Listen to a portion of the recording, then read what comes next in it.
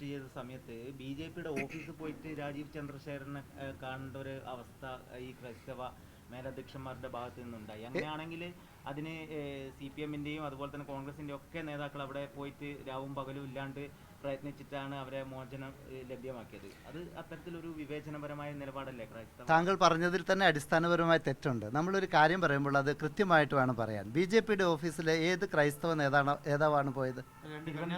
തിരുവനന്തപുരത്ത് BJPയുടെ ഓഫീസിലോ? എനിക്കതിനെപ്പറ്റി അറിവില്ല. അദ്ദേഹം ഞങ്ങളുടെ സിറോ മലബാർ സഭയുടെ മേജർ ആർച്ച് ബിഷപ്പിൻ്റെ അടുത്ത് ഇങ്ങോട്ട് വരികയാണ് ചെയ്തത്. അതൊന്ന്, അതവിടെ നിൽക്കട്ടെ.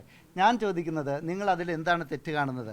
ഞങ്ങളുടെ ക്രൈസ്തവ മത നേതാക്കന്മാരും പ്രത്യേകിച്ച് കത്തോലിക്ക കോൺഗ്രസിൻ്റെ നേതാക്കന്മാരും എല്ലാവർക്കും നന്ദി പറഞ്ഞിട്ടുണ്ട്. ആരൊക്കെ നമ്മളെ സഹായിച്ചിട്ടുണ്ടോ അത് നന്ദി പറഞ്ഞിട്ടുണ്ട്. ഈ കഴിഞ്ഞ ദിവസം ഒരു ചാനൽ ചർച്ചയിൽ അവർ ചോദിച്ചു, ജുഡീഷ്യറിയെ അപമാനിക്കുന്നതിന് തുല്യമാണ്. എന്താണ് ജുഡീഷ്യറി അപമാനിക്കുന്നത്? ഈ നാട്ടിൽ ഒരു കേസ് വന്നു കഴിഞ്ഞാൽ അതിന് ജാമ്യം കൊടുക്കണമോ വേണ്ടയോ എന്ന് ജഡ്ജിയുടെ സ്വതന്ത്രമായ തീരുമാനമാണ്. അത് ഞങ്ങളെല്ലാവരും ബഹുമാനിക്കുന്നു. പക്ഷേ ഈ ജഡ്ജി പബ്ലിക് പ്രോസിക്യൂട്ടറോട് അഭിപ്രായം ചോദിക്കുന്നുണ്ട്. ഈ പബ്ലിക് പ്രോസിക്യൂട്ടർ അഭിപ്രായം പറയുന്നത് ആരുടെ അഭിപ്രായമാണ് പറയുന്നത്? ഗവൺമെൻറ്റിൻ്റെ അഭിപ്രായമാണ് പറയുന്നത്. ഗവൺമെൻറ്റിന് എപ്പോഴും അദ്ദേഹത്തോട് നിർദ്ദേശം കൊടുക്കാനുള്ള അവകാശമുണ്ട്. ഈ വിഷയത്തിൽ, ബഹുമാനപ്പെട്ട സിസ്റ്റർമാരുടെ വിഷയത്തിൽ സംഭവിച്ചത് എന്താണ്? ഛത്തീസ്ഗഡ് ഗവൺമെൻറ്റിൻ്റെ BJP ഗവൺമെൻറ് ന്യൂനപക്ഷങ്ങൾക്ക് എതിരായ നിലപാടാണ് എടുത്തത്. അത് അഭിമന്യ പാമ്പ്ളാനി പിതാവും മറ്റ് പിതാക്കന്മാരും കത്തോലിക്ക കോൺഗ്രസിൻ്റെ നേതാക്കന്മാരും വളരെ കൃത്യമായി പറഞ്ഞിട്ടുള്ളതാണ്. അതുകൊണ്ട് അവരിൽ നിന്നൊരു നീതി ഞങ്ങൾക്ക് ലഭിക്കില്ല എന്ന് ഞങ്ങൾക്ക് ബോധ്യമുണ്ടായിരുന്നു.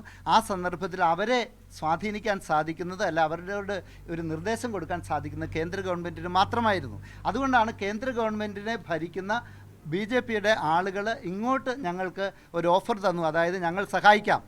മുങ്ങി താഴാൻ പോകുന്ന ആൾക്ക് ഒരു കൈ ഒരാൾ കൊടുക്കുമ്പോൾ ഏത് പാർട്ടിയാണെന്നാണ് നമ്മൾ നോക്കുന്നത്? കൈ കൊടുത്ത് മുകളിലേക്ക് കയറുന്ന ജീവൻ രക്ഷിക്കാനാണ് നോക്കുക. അതേ ഞങ്ങൾ ചെയ്തിട്ടുള്ളൂ.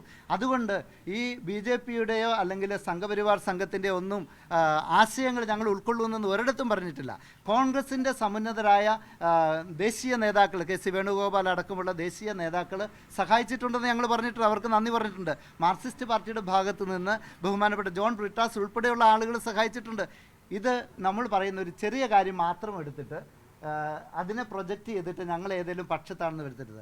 സഭയ്ക്ക് ഒരു കക്ഷി രാഷ്ട്രീയവുമില്ല. സഭയ്ക്ക് സ്വതന്ത്ര നിലപാടാണുള്ളത്. അത് ബഹുമാനപ്പെട്ട പ്രൊഫസർ രാജീവ് കൊച്ചുപറമ്പിൽ സാറ് ആവർത്തിച്ച് കത്തോലിക്ക കോൺഗ്രസിന് വേണ്ടി പറഞ്ഞിട്ടുള്ള കാര്യമാണ്. ആ കാര്യത്തിൽ ഞങ്ങൾ ഇപ്പോഴും ഉറച്ചു നിൽക്കുന്നു. പാമ്പ്ളാനി പിതാവുമായി ബന്ധപ്പെട്ട വിഷയത്തിൽ സഭ ഒരു ഔദ്യോഗികമായ പ്രസ്താവന പുറത്തിറക്കിയിട്ടുണ്ട്. ആ പ്രസ്താവന പൊതു നിലപാട് മാത്രമാണ് അദ്ദേഹം പറഞ്ഞതെന്നാണ് പറഞ്ഞത്. പക്ഷേ ആദ്യഘട്ടത്തിൽ എല്ലാവർക്കും നന്ദി പറയുന്നതിന് പകരം കേന്ദ്ര മന്ത്രിമാർക്കും അത്തരത്തിൽ കേന്ദ്രത്തിന് മാത്രം നന്ദി പറയുന്ന രീതിയിൽ ഒരു ഏകപക്ഷീയമായ പ്രസ്താവന ഉണ്ടായി. പിന്നീട് സഭാ നേതൃത്വത്തിന് ആരും അത് എടുത്തു പറയാഞ്ഞത് കൊണ്ടാണോ ഇന്നൊരു പ്രസ്താവനയിലൂടെ ഇത് ന്യായീകരിക്കാൻ ശ്രമിക്കുന്നത്? ഇല്ല, സഭ ഒരു കാര്യം പറയുമ്പോൾ അതിനെക്കുറിച്ച് കൃത്യമായി പഠിച്ചിട്ട് സാധാരണ പറയാറുള്ളൂ. അതിനൊരു അല്പസമയം എടുക്കും. പറഞ്ഞാൽ അത് കൃത്യമായി പഠിച്ചും അതിൻ്റെ സർവ്വവശങ്ങളെയും പരിഗണിച്ചുമാണ് പറയുന്നത്. പിന്നെ ഈ വിഷയത്തിൽ താങ്കൾ അവിടെ ഉണ്ടായിരുന്നോ? ആ പ്രതികരണം എടുത്തപ്പോൾ? പ്രതികരണം ഞാൻ കണ്ടിരുന്നു. അല്ല, അവിടെ ഉണ്ടായിരുന്നോ? ഇല്ലായിരുന്നു. അപ്പം നമ്മൾ കണ്ട പ്രതികരണം എന്ന് പറയുന്നത് TV-യിൽ വന്ന ഒരു ഭാഗം മാത്രമാണ്. അദ്ദേഹത്തിന് കൂടെ ഞാനുണ്ടായിരുന്നു. അതിന് തൊട്ട് മുമ്പ് അദ്ദേഹം എല്ലാവർക്കും നന്ദി പറഞ്ഞ ഒരു ഭാഗം കൂടെ ഉണ്ടായിരുന്നു. അതിനുശേഷം ഒരു പ്രോഗ്രാമിൻ്റെ ഇടയ്ക്ക് പെട്ടെന്ന് പോകാൻ നേരത്ത് ഇതുപോലെ നിങ്ങൾ വന്ന് ചോദിക്കുന്നതുപോലെ മാധ്യമക്കാർ ചോദിച്ചു. ഇവരുടെ കാര്യം എടുത്ത് ചോദിച്ചപ്പോൾ അവർക്ക് നന്ദി പറഞ്ഞു. അവർ സഹായിച്ചിട്ടുണ്ട്, അവരോട് ആദരവോടെ അതിന് നന്ദി പറയുന്നു എന്ന് പറഞ്ഞു. അതാണ് സംഭവിച്ചത്. അതെടുത്ത് നമ്മൾ പർവ്വതീകരിച്ച് കാണിച്ചിട്ട് അഭിമന്യ പിതാവ് BJPയോട് ചായ്വാണെന്ന് പറയുന്നത് തെറ്റാണ്. അതുപോലെ തന്നെ ആലക്കോട് വെച്ച് ഉണ്ടായ ആ കർഷകരുടെ റാലിയിൽ ബഹുമാനപ്പെട്ട രാജീവ് സാറ്, ഞാനും ആ കൂട്ടത്തിലുണ്ടായ ജോസൂട്ടി സാറും ഉണ്ട്. നമ്മുടെ ജനറൽ സെക്രട്ടറിയാണ് അദ്ദേഹം നിൽക്കുന്നത്, ജോസൂട്ടി സാറ്. ഈ ജോസൂട്ടി സാറും ബെന്നി സാറും ഒക്കെ അവിടെ ഉണ്ടായിരുന്നു. അവിടെ പറഞ്ഞ എന്താണ്? അവിടെ പറഞ്ഞത് കർഷകർ ദുരിതത്തിലാണ്. കർഷകരെ ആര് സഹായിക്കുന്നോ അവരെ സഹായിക്കാൻ കർഷകർ ഇനി തൊട്ട് മുന്നോട്ട് വരണം. കോൺഗ്രസ്സുകാരെ നിങ്ങൾ സഹായിച്ചാൽ ഞങ്ങൾ വലതുപക്ഷത്തെ സഹായിക്കും. മാർക്സിസ്റ്റുകാരാണ് ഞങ്ങൾ സഹായിക്കുന്നത്, ഇടതുപക്ഷത്തെ സഹായിക്കും. ഇനി BJP ആണ് സഹായിക്കുന്നെങ്കിൽ BJPയെ സഹായിക്കും. BJPക്കാർക്കൊരു MP ഇല്ല എന്ന് പറഞ്ഞ് വിഷമിച്ച് നടക്കുകയാണല്ലോ. നിങ്ങൾ ഞങ്ങളുടെ റബ്ബർ കർഷകർക്ക് 300 രൂപ താൻ നിങ്ങൾക്ക് ഒരു MPയെ തരാൻ ഞങ്ങൾ സഹായിക്കാം എന്ന് പറഞ്ഞു. അത് നമ്മൾ മുഴുവൻ കാണാതെ അതിൻ്റെ ഒരു ഫ്രാക്ഷൻ മാത്രം എടുത്ത് പറയുന്നത് ശരി. ഇനി അതുമാത്രമല്ല, ഈ MP എന്ന് പറയുന്ന ആൾ ആരാണ്? നമുക്ക് വേണ്ടി പാർലമെൻറ്റിൽ സംസാരിക്കേണ്ട ആളാണ്. പിതാവ് പറഞ്ഞത് കർഷകർക്ക് വേണ്ടി ഈ പാർലമെൻറ്റിൽ അവരുടെ വിഷയങ്ങൾ അവതരിപ്പിക്കാൻ ആര് തയ്യാറാകുന്നുവോ അവരെ കർഷകർ ഇനി മുതൽ സഹായിക്കുമെന്നാണ് പറഞ്ഞത്. അതിൻ്റെ അകത്ത് യാതൊരു സംശയവും വേണ്ട. ആ പ്രസ്താവന ഉറച്ചു നിൽക്കുന്നു. ഇപ്പം ഇടതുപക്ഷ ജനാധിപത്യ സർക്കാരാണ് ഇവിടെ അവരുടെ പ്രകടന പത്രികയിൽ എത്രയാണ് രാജീവ് സാറേ അവർ പറഞ്ഞത്? 250 രൂപ തരാമെന്ന് അവർ പ്രഖ്യാപിച്ചതാണ്. ഇതേവരെ തരുന്നില്ല.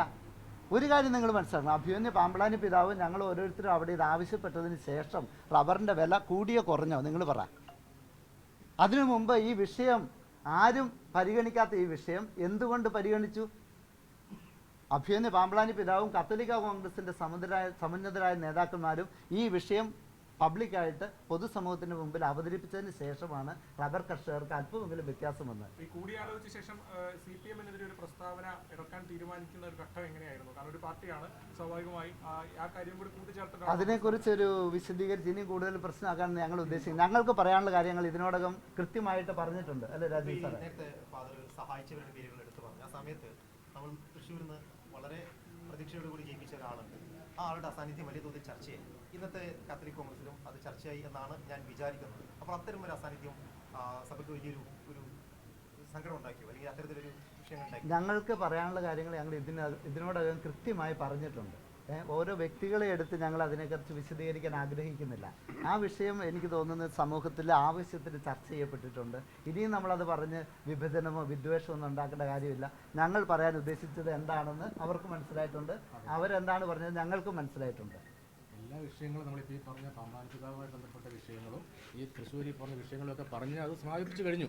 ഇനി അത് ന്യായമായിട്ടും ആളുകൾക്ക് മനസ്സിലായിട്ടുണ്ട്. ഈ പറഞ്ഞ ചോദ്യങ്ങൾക്ക് ഉത്തരവും നമ്മുടെ പൊതുസമൂഹത്തിലുള്ള ആളുകൾക്ക് മനസ്സിലായിട്ടുണ്ട്. അതുകൊണ്ട് നമുക്ക് തീർച്ചയായിട്ടും ആ വിഷയം ഇവിടെ ചർച്ച അവസാനിപ്പിക്കണമെന്നാണ് ഞങ്ങളെല്ലാം ആഗ്രഹിക്കുന്നത്. കാരണം പൊതുസമൂഹത്തിൽ ഇതെല്ലാം ഭാവിയിൽ ഒരു വലിയ സ്പർദ്ധയ്ക്കോ ഒരു വിഭജനത്തിനോ കാരണമായിട്ട് ഈ ചർച്ചകൾ പോകരുത്. ആളുകളുടെ ആവശ്യങ്ങളും വികാരങ്ങളും പ്രകടിപ്പിക്കപ്പെട്ട് കഴിഞ്ഞു. കാര്യം മനസ്സിലായി. ഇനി നമുക്കിത് അവസാനിപ്പിക്കുന്നതായിരിക്കും ഏറ്റവും നല്ലതെന്നാണ്. ഒന്ന് ഇവിടെ BJP-യുടെ പ്രതിനിധി ഇല്ലാന്ന് പറഞ്ഞു. ആ പ്രതിനിധി ഇല്ലാത്തതിന് നേതൃത്വത്തോട് കാര്യങ്ങൾ ചോദിക്കുകയല്ല, ഞങ്ങൾ വിളിച്ചിരുന്നു. വരാൻ പറ്റാത്തത് എന്തുകൊണ്ടാണ് ഞങ്ങൾ സാഹചര്യം അന്വേഷിക്കും. തീർച്ചയായിട്ടും ചോദിക്കേണ്ട കാര്യം, അതൊക്കെ അവരുടെ ഇഷ്ടമാണ്.